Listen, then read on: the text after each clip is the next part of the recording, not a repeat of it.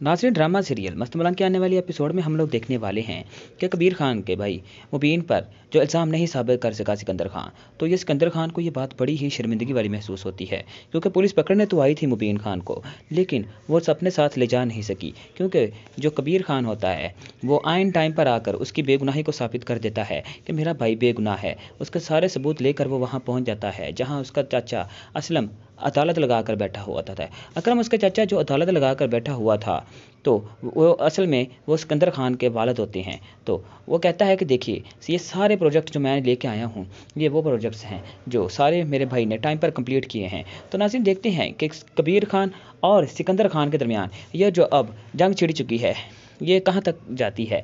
और दूसरी बात, जो रिदा रही, रिदा भी अब कबीर खान के बहुत ज़्यादा खिलाफ हो चुकी है। असल में कबीर खान रिदा को पसंद करता है, लेकिन कबीर खान के खिलाफ रिदा इसलिए हो चुकी है क्योंकि वो सिकंदर खान की बहन है और कबीर की वजह से सिकंदर खान इस वक्त जेल में है। तो ये बहुत ही इंटरेस्टिंग ड्रामा होने वाला है।